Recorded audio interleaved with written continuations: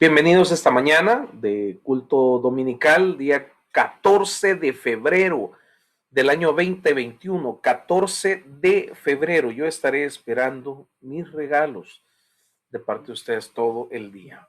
Bien, el Señor hablará a nuestras vidas por medio del título No más frustración. No más frustración se llama el título del mensaje de esta mañana. Pregunto, ¿alguien alguna vez se ha sentido frustrado aquí en este lugar o solamente yo? No sé si solamente yo, pero si alguien se ha sentido frustrado en alguna vez va a entender muy bien lo que Dios quiere hablar a nuestras vidas. Los momentos de frustración vienen por muchas razones a nuestra vida. No es una sola causa ni dos, sino hay muchas razones por las cuales viene la frustración en la vida del cristiano. La frustración, si lo buscamos, la interpretación o el significado del diccionario, dice el no poder alcanzar algo o lograr o no poder lograr algo. También dice en RAE, dejar sin efecto un propósito contra la intención de quien procura realizarlo. Muchísimas veces en nuestras vidas nos sentiremos frustrados. Pastor, es malo sentirse frustrado. Pastor, es una herejía sentirse frustrado. Pastor, estoy en contra de Dios al sentirme frustrado. La respuesta es no. La frustración es una reacción humana de la mente, del alma, que viene o vendrá o vino en momentos difíciles de nuestra vida. Y es algo que muchas veces no podremos evitar. Sé que algunas mujeres, por ejemplo, tratan de calmar esa frustración cuando viene ese momento, por ejemplo, comprando ropa. Otras mujeres lo tratan de aplacar un poco viendo redes sociales. Otras mujeres saliendo, otras comiendo, ¿dónde están las de mi línea? Otras comer, eso les baja un poco la frustración, ¿verdad? Otras gritar, otras saltar, otras personas haciendo un deporte, otros hombres se refugian en el trabajo, ¿no es cierto? Por la frustración, nos refugiamos en el trabajo, nos refugiamos en algún videojuego, por ejemplo, en cosas como esa, estamos refugiando nuestra vida y nuestro corazón de la frustración inevitable que ha venido a nuestra vida. Una de las cosas más comunes que frustran al Hijo de Dios, que frustran al cristiano, son las interrupciones. Diga conmigo, interrupción. ¿Sí? ¿Cuántas veces le han interrumpido? ¿Sí? Yo recuerdo una vez que me invitaron a predicar a un entierro. Estaba predicando en el entierro y recuerdo que había una persona con 3 copas de más, así como despidiendo al obsiso, al difunto, como quiera llamarla. Estaba como con 3 copas de más al lado del ataúd, y mientras que yo estaba llevando el mensaje, comenzaba a hablar y así, sí, que no, que no, cuando. Pero con respecto a lo que yo estaba predicando, no estaba hablando de cualquier cosa. Sí, pero que no sé qué, que no sé cómo. Interrumpía cada vez que yo estaba bien metido en el mensaje, interrumpía. Y uno tiene que acostumbrarse a ese tipo de interrupciones. No sé si alguna vez alguien le ha interrumpido cuando usted está en lo mejor de ser, de estar inspirado en un tema. Sabe que dentro de la homilética a uno lo capacitan para que uno sepa anular mucha gente que se levanta en medio de convenciones, por ejemplo. Hay gente que se levantará o cuando uno le da la palabra a la gente, más de alguien va a levantar la mano y va a salir con una cosa, hermano, que usted no le corta la cabeza porque no tiene el corvo a la mano. Pero hasta ese tipo de cosas a uno le enseñan cómo anularlas, cómo menguarlas, cómo manejarlas, pero hay interrupciones en la vida que no sabremos cómo manejar. Vendrán pruebas a nuestra vida que no sabemos qué hacer en el momento. Aunque hemos oído muchos mensajes, aunque sabemos o nos preparamos mentalmente de lo que ha de venir, cuando el momento de interrupción viene, muchas veces vendrá la frustración. Muchas veces vendrá ese momento donde comenzamos a la luz de Jesús, comenzamos a apagarnos en la luz de Jesús, comenzamos a entristecernos en gran manera, comenzamos a rehusarnos de lo que ha de venir. Uno de los momentos que me impacta mucho en la vida de Jesús fue cuando Jesús estuvo llorando lágrimas de sangre y le dijo, Dios, ayúdame. Dios, está por venir algo muy, pero muy fuerte. Que no me acontezca esto. El Padre no se detuvo en su propósito. Y yo quiero decirle algo, tal vez usted está triste, está decepcionado o a lo mejor está frustrado o frustrada esta mañana por alguna cosa que ha venido en su vida, quizá una situación familiar donde no puede hacer nada para contrarrestarlo, le ha frustrado. Quizá una condición financiera donde no puede hacer nada para cambiar esa realidad, le ha frustrado. A lo mejor un tema espiritual o ministerial le ha frustrado. A lo mejor algo laboral que no puede hacer absolutamente nada y sabe que el tercero o los demás están en el error, pero usted no puede hacer absolutamente nada para cambiar esa situación. Le tiene frustrado. La interrupción, oiga, es como que usted iba con todo, pero con todos los poderes y estaba a punto de conquistar una promesa, una palabra de Dios o algo que usted había soñado o había luchado por mucho tiempo y está a punto de alcanzarla y algo pasó e interrumpió eso. Le prometieron un aumento de sueldo, por ejemplo, y estaba a punto de alcanzarlo y le dijeron, sí, en 3 meses le nivelamos el sueldo. Y usted, bien, gloria a Dios, esto Dios me lo había hablado, Dios me había prometido, usted está a punto de llegar y ¡pum! Llegó la pandemia. Y en lugar de aumentarle el sueldo, se lo disminuyeron a la mitad. Hay muchos que quizá ya tenían fecha de boda, quizá para casarse y algo pasó, algo salió a luz o algo pasó, una discusión, un pleito, un problema o algo pasó en la otra persona y de repente se detuvo el plan para la boda. Eso trae frustración. Una crisis en el matrimonio que quizá pensamos de que iba a ser diferente, que en tal año íbamos a vivir como en las nubes, ¿no es cierto? Pero vino una crisis tan dura que duró tanto tiempo que interrumpió el plan que teníamos de vida y nos frustramos. Los padres quizás soñando que sus hijos tengan un mejor futuro y los ponen a estudiar una carrera o los ponemos a estudiar una carrera o a desarrollar un ministerio, pero todo salió contrario a lo que esperábamos por factores externos o inevitables y de repente caemos en una frustración. Sabe, dentro de todo también hay grandes hombres y mujeres de la Biblia que se frustraron, pero lograron superarlo.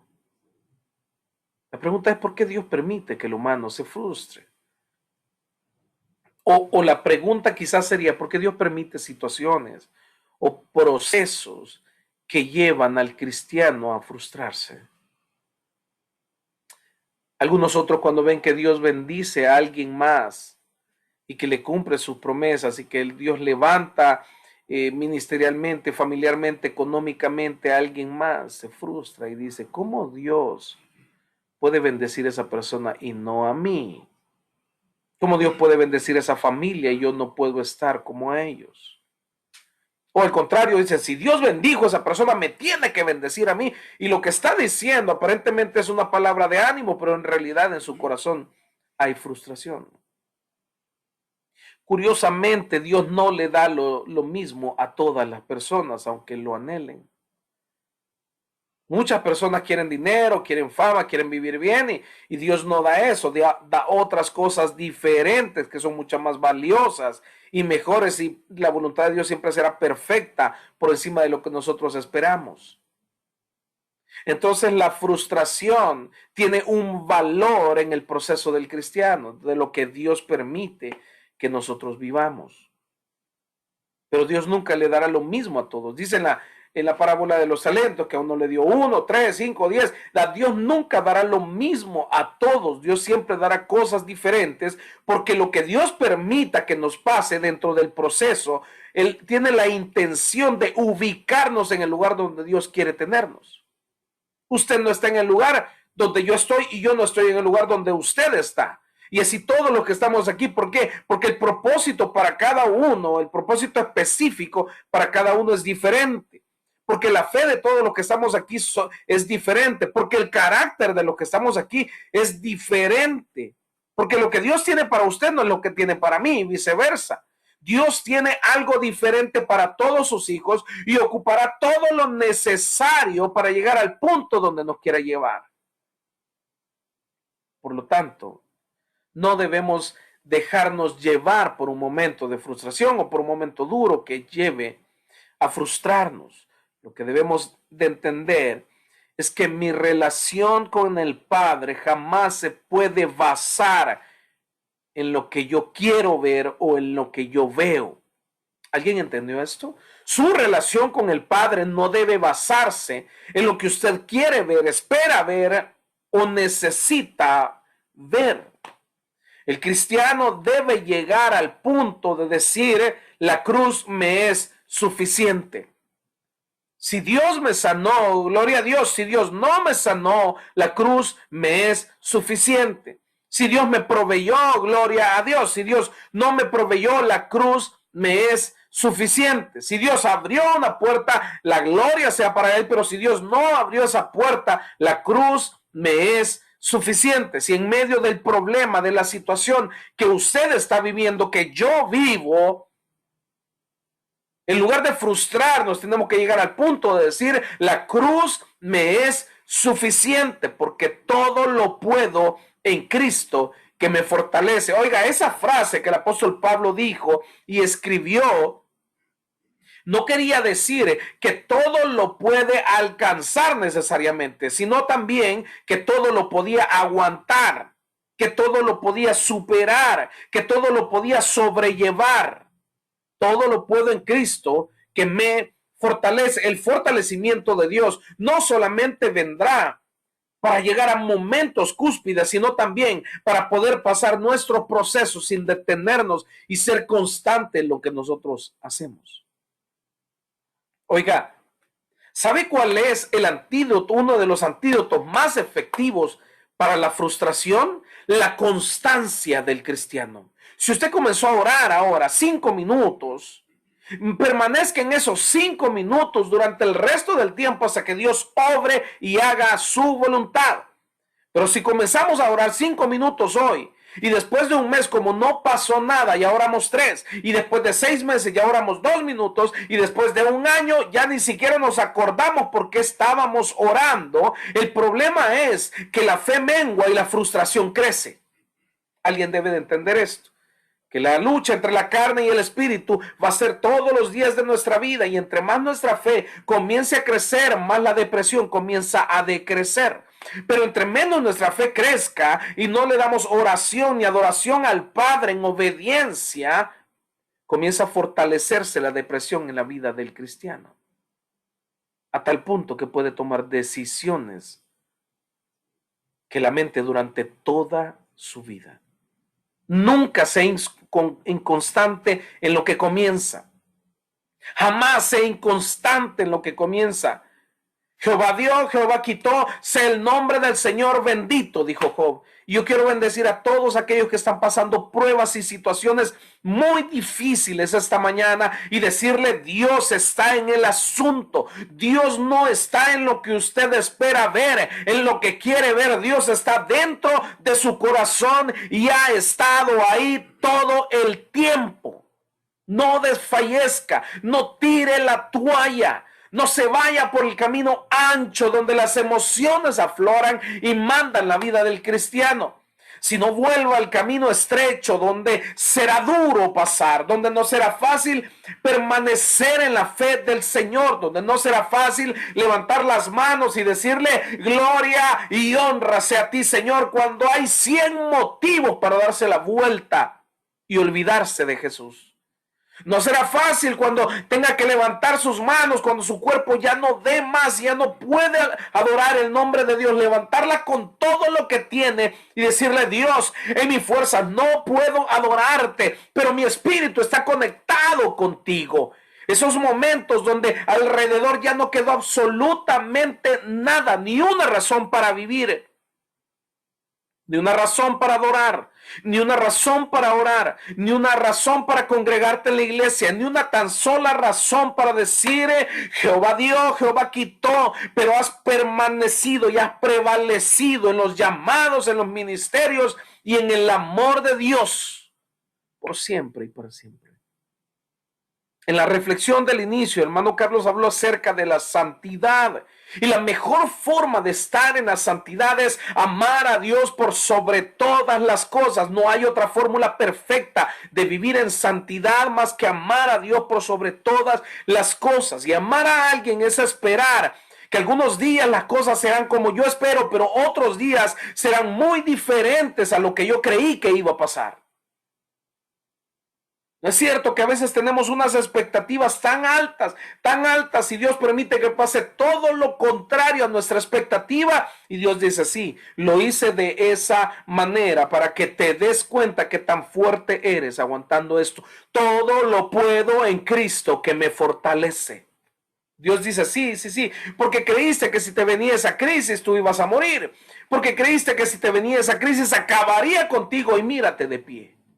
Y mira levantando tus manos en la alabanza. Y mira hincada de rodillas en el pie de esa cama diciendo: Padre, aquí estoy, haz tu voluntad en mí.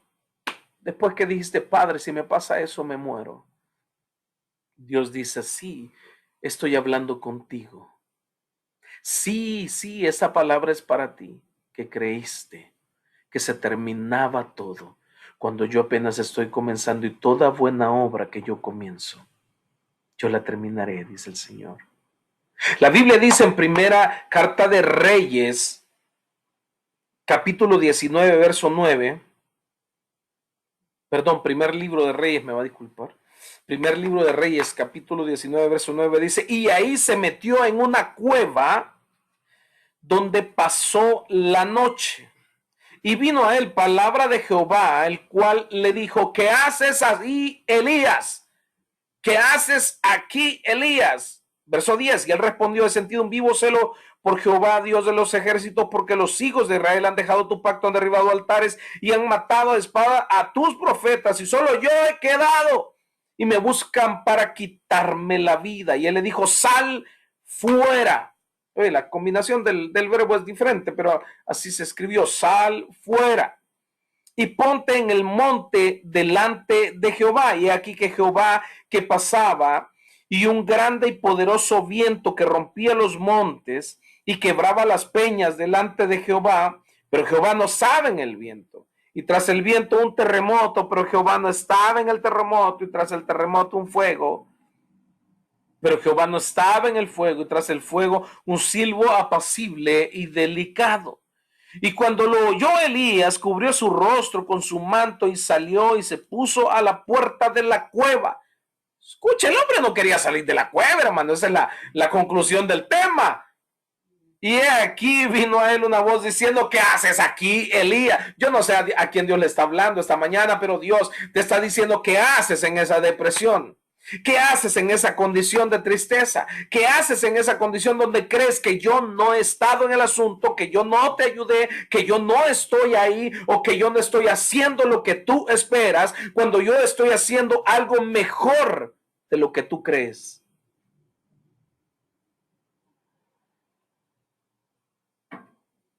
Y le dijo dos veces: ¿qué haces aquí, Elías? Ay, mire, y el hombre dentro de la cueva, viendo cómo pasaba todo a su alrededor, se imagina cómo veía todo y dice: santo Dios, yo mejor no salgo de la cueva. ¿No es cierto? ¿No es cierto que a veces es más cómodo estar dentro de la depresión?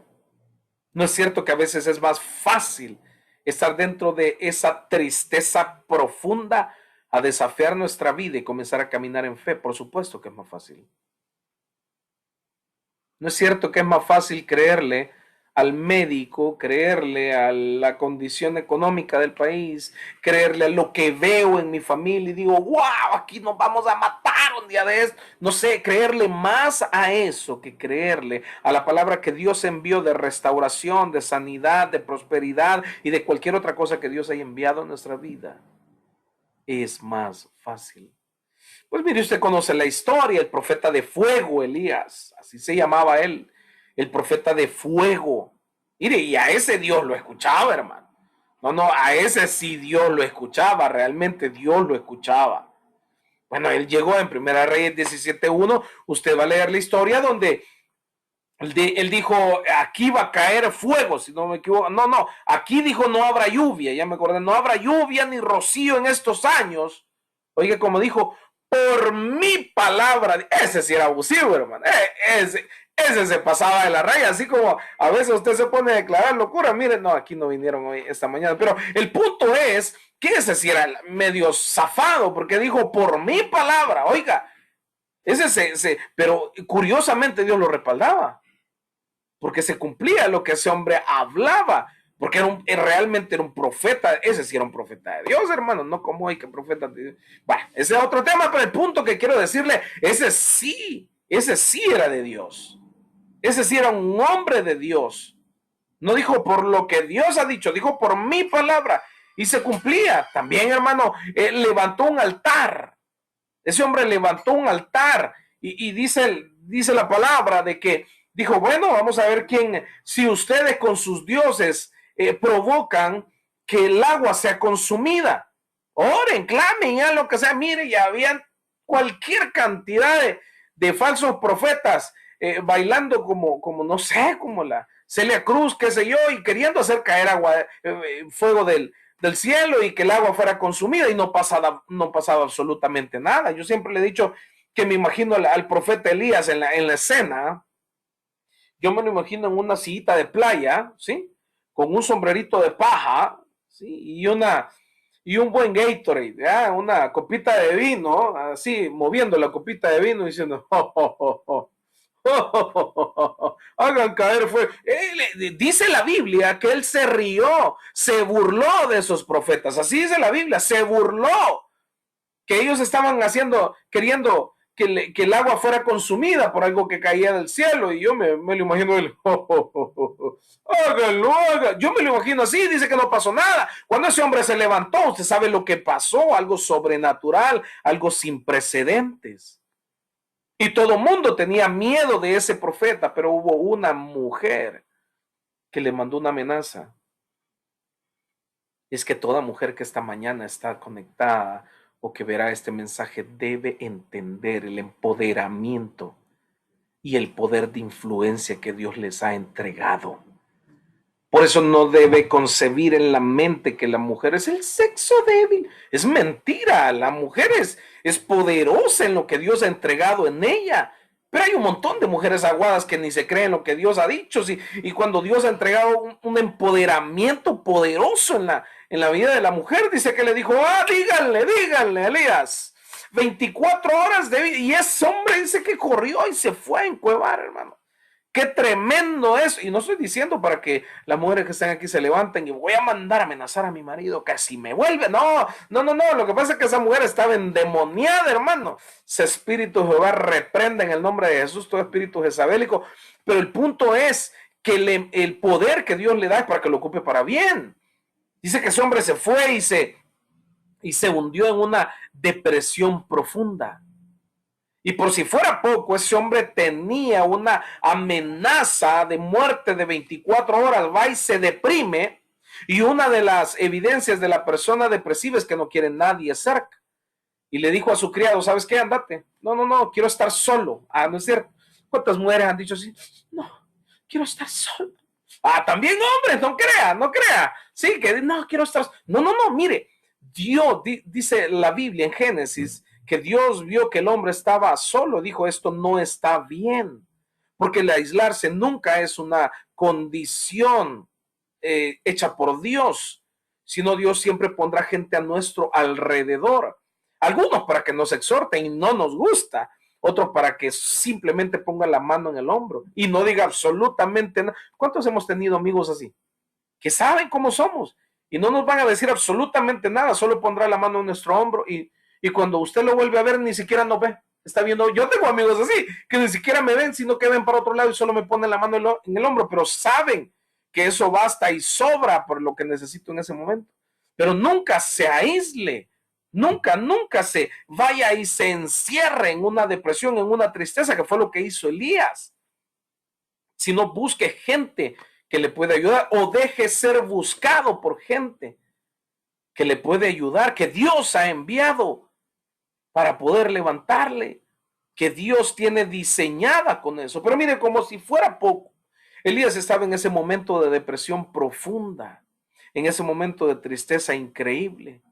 Y Dios le dice, ¿qué haces ahí? Oiga, qué tremendo, porque Dios le estaba diciendo, ese no es el lugar donde yo te tengo. La depresión siempre tratará de confundirnos con el propósito de Dios. No, entonces quizás Dios no es lo que, Dios no fue el que me habló, no, quizás no es lo que el Padre quiere conmigo, no, que ahora ya no sé realmente si Dios me dio este ministerio o fue Satanás, aleluya. A mí me lo han dicho, hermano, así expresamente. No, ahora yo no sé si al final Dios me dio esta esposa o es que quería aquella otra con la que, ay, mire, no se confunda, porque en los momentos de depresión, la depresión profunda trae confusión en la vida del cristiano.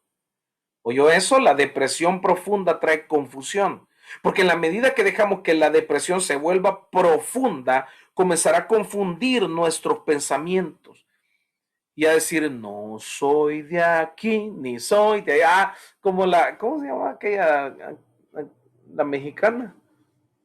La Menchú, ¿cómo se llama? No me acuerdo, pero sí, a veces decimos, es que realmente no sé si esto es lo que Dios tenía o era otra cosa. Realmente no sé si Dios me mandó para aquí o me mandó para otro. No sé, y la gente se confunde. O sea, hace algún momento, una semana aproximadamente, un gran amigo publicó algo en una red social y puso que sentía dolor en su corazón. Él se fue, emigró a Estados Unidos hace algún tiempo, ya varios años, y él puso, no sé si realmente fue Dios el que me mandó aquí. Me impactó lo que él puso en su red social y puso porque mis padres han cumplido años y no pude celebrárselo. Mi padre murió y no pude enterrarlo. Y dijo, y mi equipo, mi equipo, el Alianza, va a jugar tal día y yo sé que va a ganar y tampoco podré estar en el estadio. Puso un montón de cosas así, hermano, que él extrañaba estar aquí, pero la primera frase que él escribió fue, no sé si Dios me mandó aquí o fue mi voluntad o mi necesidad. Me llamó la atención eso y hubo alguien más, un buen amigo también, que somos amigos en común y le escribió, él está en la misma condición, se fue casi al mismo tiempo y le puso, no te preocupes porque donde estés Dios te va a bendecir. Lucha, sigue adelante. Le puso unas cosas bien bonitas. Y mire, yo quiero decirle algo, en la peor etapa del proceso Dios nos va a bendecir. No importa si ya se metió en lugares muy duros, en un proceso demasiado doloroso, pero Dios nos sacará de ahí, Dios nos sanará y Dios nos sacará de ahí. La oveja es miope. Usted sabía que la oveja es miope. El pastor de pastores es Dios, es Jehová, es Jesús. Pero la oveja es miope y siempre normalmente se enreda en los alambres o en donde hay mucho espino, se enreda y a veces queda trabada de eso. Y es ahí donde aplica la parábola de las 100 ovejas, donde el pastor va a buscar a la oveja perdida. ¿Alguien ha leído esa parábola? Sí. ¿Pero por qué? Porque la oveja es miope y es tonta por naturaleza, por decirlo de una forma muy sutil. Y siempre se enredará y estará en lugares donde ella desconoce, pero el pastor siempre buscará a esa oveja para desenredarla, para cuidarla, para llevarla. Y muchas veces el pastor le quebrará las patas a la oveja, aunque suene duro. Pero Dios muchas veces permitirá procesos donde nos pegue duro para que nosotros logremos entender lo que Dios está haciendo.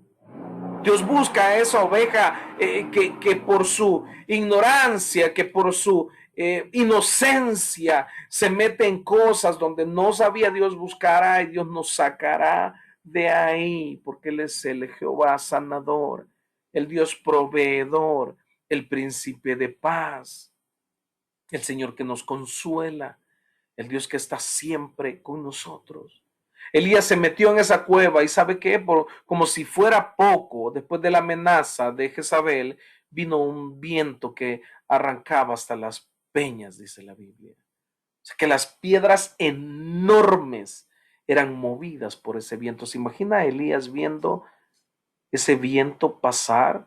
Estaba amenazado de muerte, había un viento increíble y la gente, yo respeto mucho esto y quizá alguna vez lo pude haber aplicado yo también, que el viento, el terremoto y el fuego lo relacionamos con las expresiones o manifestaciones de Dios, pero la verdad de las cosas es que en ninguna de esas tres manifestaciones estuvo Dios. Y lo dice la Biblia, lo dice, si usted lo lee en el capítulo 19, dice, y en un viento, en un terremoto y en un fuego, ahí no estaba Dios, dice la Biblia. Entonces, ninguna de las tres cosas que pasaron era una manifestación de Jehová en la vida de Elías.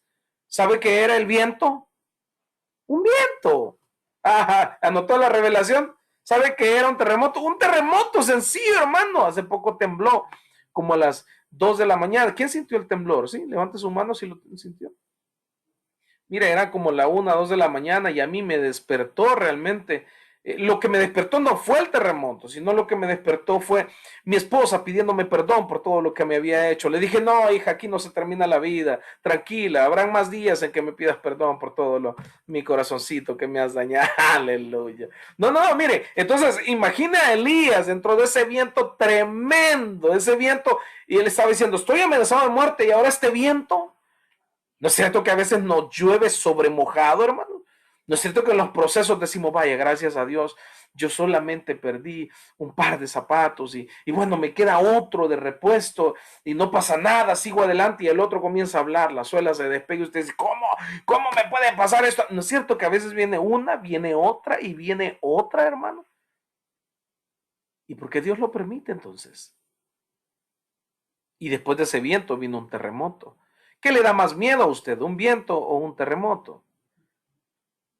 Mire, el viento se lleva todo lo que no está bien cimentado. Hay una película que se llama Lo que el viento se llevó, así. Mire, se lleva todo eso que no está bien cimentado, se lo arranca, se lo pasa llevando y muchas veces eso pasa en nuestra vida, que Dios permite que haya un viento para que se lleve cosas que estábamos abrazando y que no pertenecían a nuestro propósito. El terremoto, yo no sé si alguien le tiene miedo a los temblores o los terremotos, la mayoría de gente los tiene, pero el terremoto lo que hace es que nos muestra lo que estaba alrededor nuestro y no nos habíamos dado cuenta. ¿Sí? ¿Se acuerda cuando se hizo famoso por ejemplo, las colinas en Santa Tecla? ¿Cuándo se hizo famosa? Cuando se vino el deslave. ¿Cuándo se hizo famoso el edificio Rubén Darío, por ejemplo? Cuando sucumbió y se soterró. Siempre estuvieron ahí, pero no nos dimos cuenta que estaban ahí. Hasta que algo pasó. Y a veces Dios permitirá que pase un terremoto en nuestra vida para darnos cuenta lo que hay alrededor nuestro. Y después de eso hubo un fuego consumidor. Oiga, el fuego consume absolutamente todo.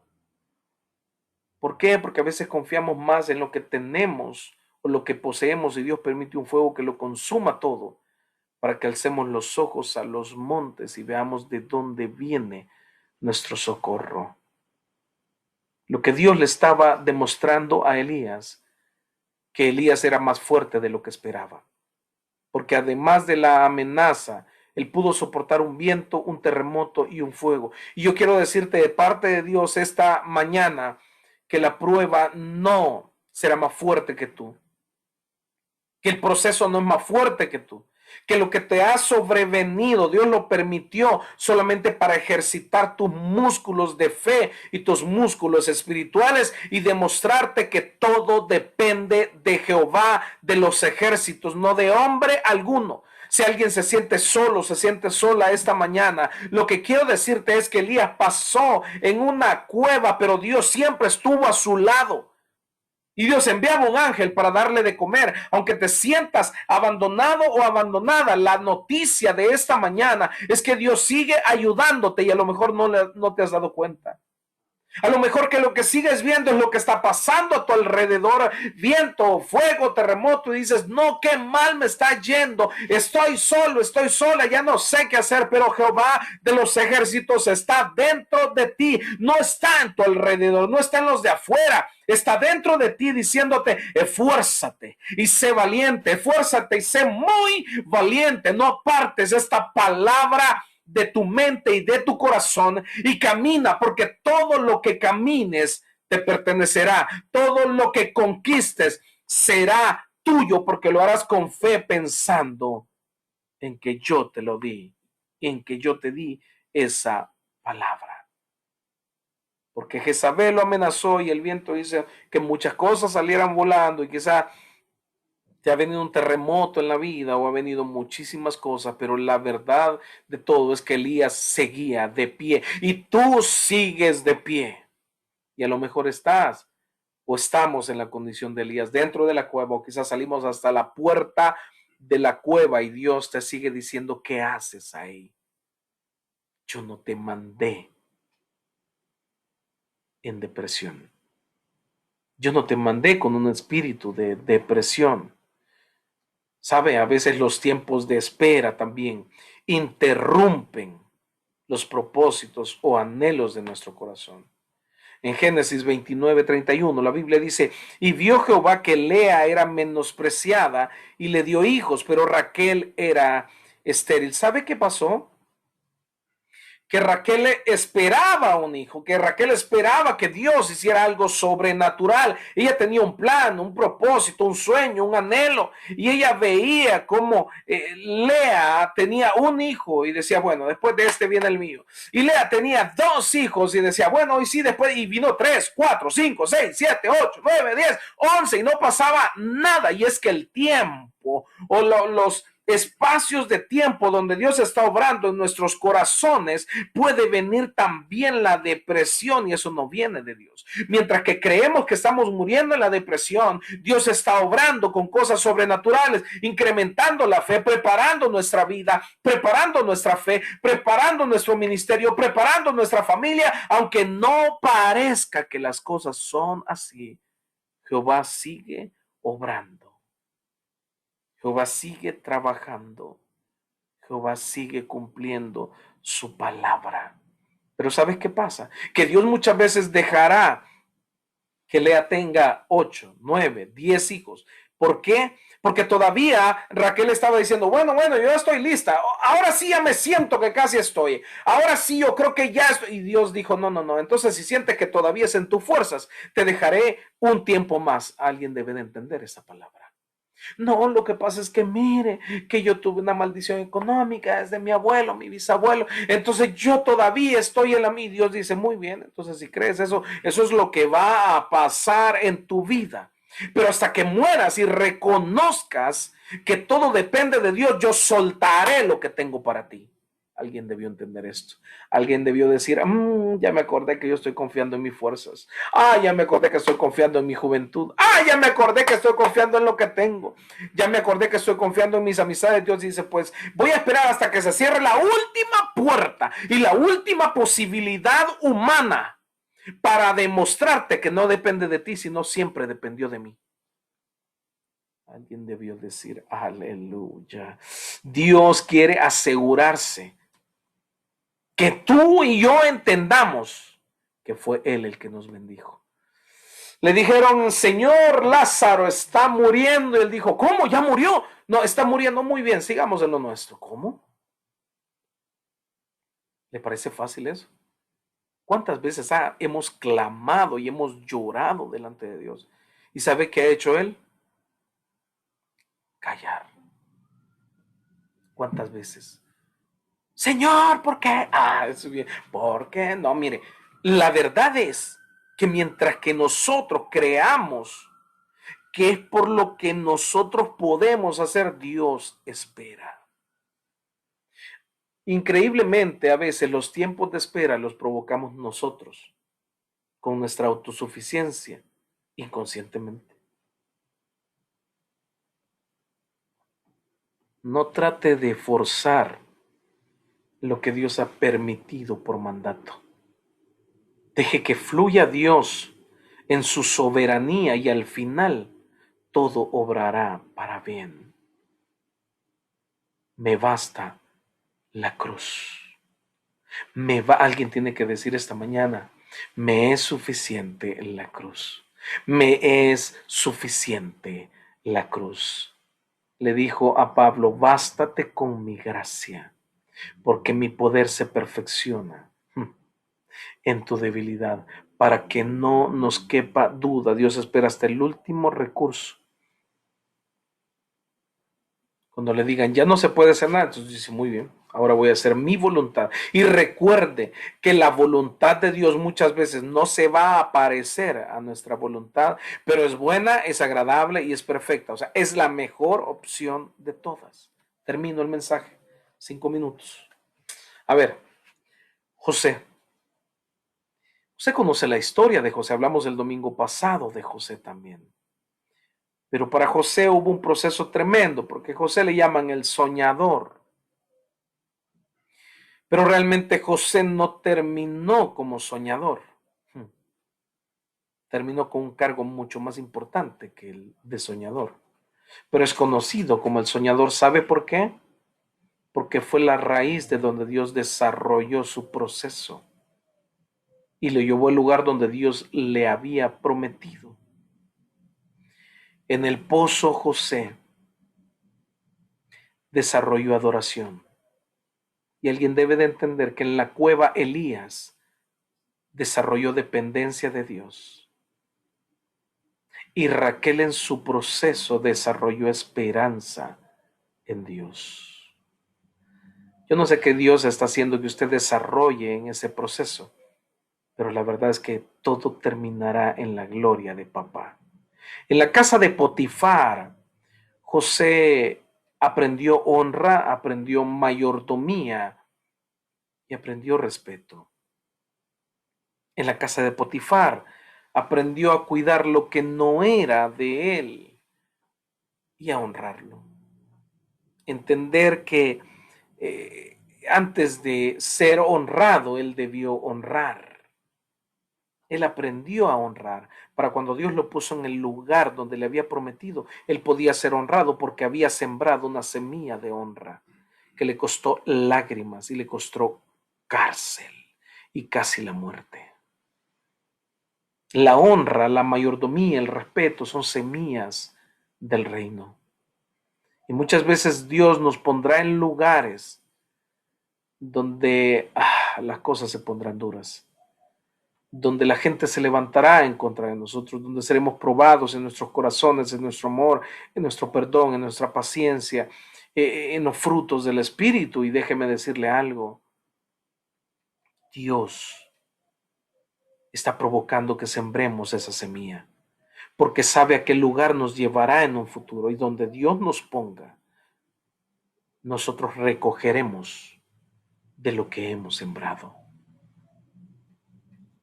Yo quiero hacer un pequeño paréntesis aquí y quiero glorificar a Dios. Es un testimonio que quiero dar. Todas las semanas mi hija está recibiendo un regalo. Todas las semanas, sin excepción de una. Todas, ni siquiera ha nacido. Usted sabe que nace en mayo. Pero todas las semanas está recibiendo un regalo. Y cada regalo que ella recibe, Dios quiebra mi corazón. Dios quebranta mi corazón. Porque es de personas o lugares donde a veces donde uno menos espera, no creía ni que se acordaran. Pero Dios dice, yo estoy ahí.